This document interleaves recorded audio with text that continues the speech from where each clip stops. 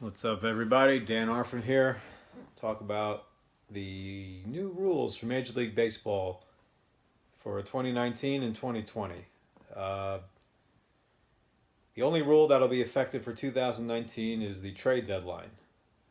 Every year they talk about the trade deadline being July 31st. There's all this hype, all this news stories, who will be traded. And then in the month of August, you still see a lot of trades made because players can clear waivers. If a player clears waivers, that means nobody wants to just assume his contract if he gets let go, so he can be traded. And every year, it's been going on for years, and last year there were a lot of big names that were traded in August after the supposed trade deadline had passed. Daniel Murphy got traded to the Cubs. It's just like, stop calling it the trade deadline because it's not the trade deadline. August 31st is the real trade deadline because after the 31st, now you can't trade anybody even if they clear waivers, none of that. And in this season, they've gotten rid of that entirely. July 31st is the trade deadline once and for all. So I'm happy about that. Some of the rules going in that set to take effect in 2020. Rosters, it's been a 25-man roster for a while. Now it's going to be a 26-man roster, which I'm happy about because pitching staffs used to be no more than 11 or 12 guys. You'd have a 5-man rotation and 6, maybe 7 guys in the bullpen. And which means you got 8 position players and 5 guys who come off the bench. But now that there's all this obsessiveness with relief pitchers, bullpens have at least 8 pitchers now. At least 8, maybe even 9. So you could be having a pitching staff of up to 14 guys, and you got your 8 starting players, position players, and now 3 guys coming off the bench. 3 bench players, and one of them is going to be your backup catcher who every team tries to avoid using and basically plays the game like he's not even there because they're keeping him as a backup in case the regular catcher gets hurt. So you effectively have 2 guys coming off the bench, maybe 3 if you only have 8 guys in the bullpen. I mean, it's just like the bench is just, it's not even there anymore. You have pitchers, you have relief pitchers batting for themselves now because the bench is exhausted so early. And it's just, it's like, what happened to the bench? Why is the bench all in the whole bench is in the bullpen now? I mean, it wasn't that long ago. You could have 5, 6, 7 guys coming off the bench. Maybe even have a third catcher. You'd have versatile players, guys who could pinch run, guys who could pinch hit, guys who could play all over the field. I mean, it's over now because half the team is a pitcher. So by adding another player, takes the load off of that a little bit. And in September, the MLB roster has always been allowed to expand from 25 up to 40 guys. There's always a 40-man roster in baseball. You got your 25 guys who are on the team, and there's 15 other guys who you can send back and forth to the minor leagues, and it's a whole complicated thing. But when the rosters expand to 40 guys in September, meaning you could have up to 40 guys, it's just crazy. It's like you have this is the stretch now. Teams are fighting for playoff spots. And you have so many games decided now, or at least guys playing pivotal roles in games, guys you've never even heard of, guys who've been in the minors all year, and they come up, and all of a sudden he comes in, he gets a big hit, or a game goes 16 innings, some guy comes in out of relief, and he gets the win or the loss. Like, it's just, these guys who had nothing to do with the team all year are now suddenly the deciding factor in when the season's on the line. And it's just strange. And even though nobody ever expands their roster up to 40 guys, like, you could see 6 or 7 new faces, and it's just bizarre to have guys who aren't eligible to make a postseason roster now help you get to the playoffs when they weren't on the team all year. So the roster expansion is now limited to only 28 guys. So you have a 26-man roster, and you can only add 2 more players in September. That I'm fine with. I mean, I think it'd be fine if you didn't have anybody being added to the roster in September. The roster just stays 26 guys all year, but it's better than nothing. It's definitely an upgrade. What else we got here? The number one rule change that I mean, this is like, it's like they're trying to force people to stop watching baseball. And this really made me sick when I found this out, is that any pitcher, starting pitcher or relief pitcher, must face at least 3 batters when he comes into the game. You know, last October, I think it was the Brewers, they had a starting pitcher slated to begin the game. The Dodgers made their lineup a certain way because of that pitcher. The starting pitcher pitched the 1 batter, and then they took him out and essentially screwed the Dodgers because they had a lineup set up for this guy, but really it was this guy who was going to pitch the game. Now, I guess technically that's allowed. It was allowed, so, you know, I mean, it's tacky. I mean, it's not breaking the rules, but I thought that was a really tacky thing for the Brewers to do, and it's just like, just use who you say you're going to use, you know? And maybe that had something to do with why they've implemented this 3-batter rule, but even more so, it's the obsession with going to relief pitchers, especially Joe Madden of the Cubs, who at least once, I think it was the year the Cubs made their World Series run, he used 6 pitchers for 6 batters.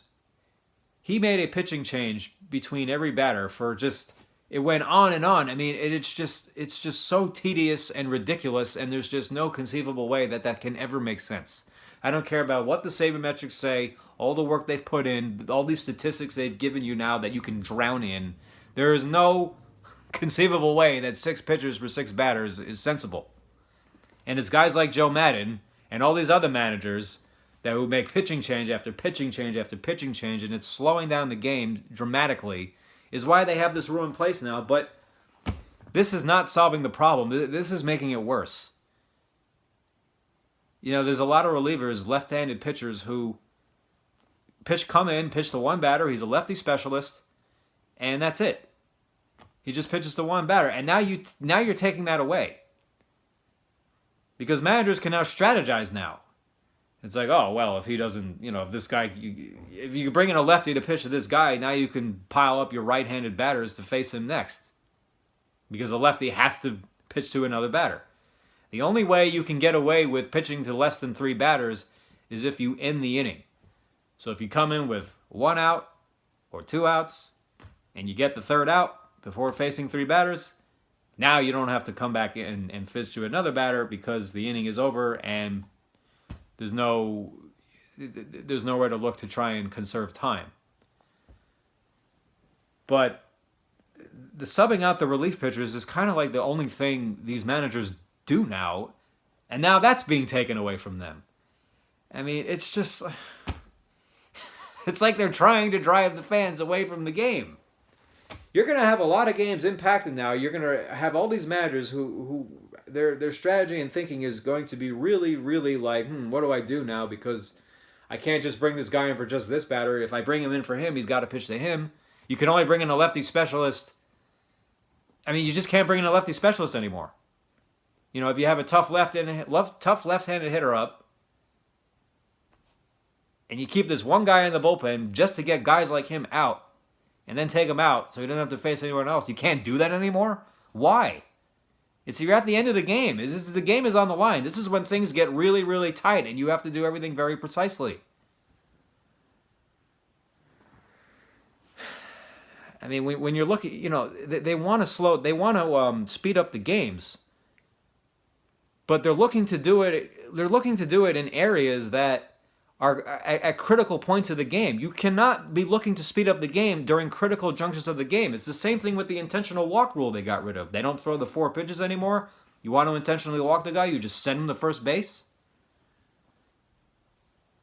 You know, how many intentional walks where the pitcher either almost threw a wild pitch because he psychs himself out mentally and he can't throw the ball straight to the catcher? How many intentional walks the pitch was not quite as far outside as it should have been, and the batter took a swing and he got a hit? You know, when they came out with that rule, ESPN was showing all these old clips of guys getting hits or mistakes being made on intentional walks. I think this happened many years ago, but there was a catcher standing up. He was set up for the intentional walk, and he jumped back in the box. There must have been 2 strikes on the batter, and they threw it down the middle, and the batter wasn't ready, and he swung and missed. They struck him out.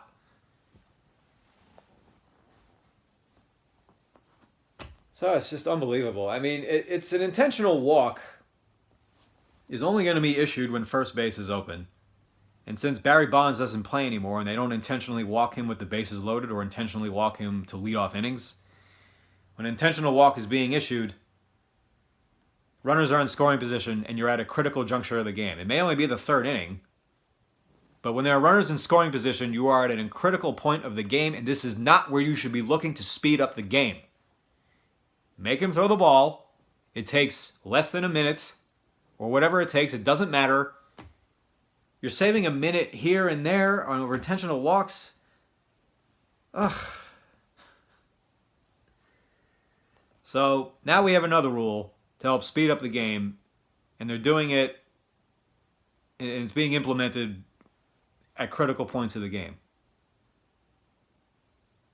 It is just so stupid.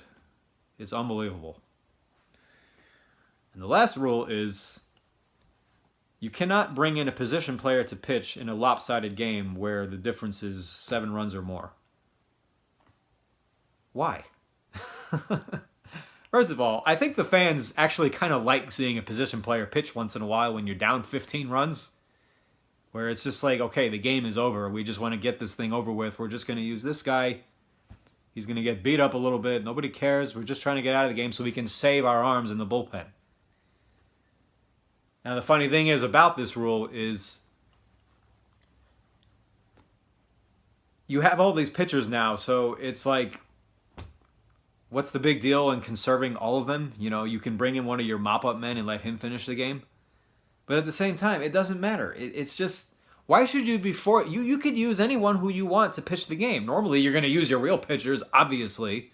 But if the game is just out of hand and you're just not even trying to win anymore, why can't you bring in a position player and have him finish the game?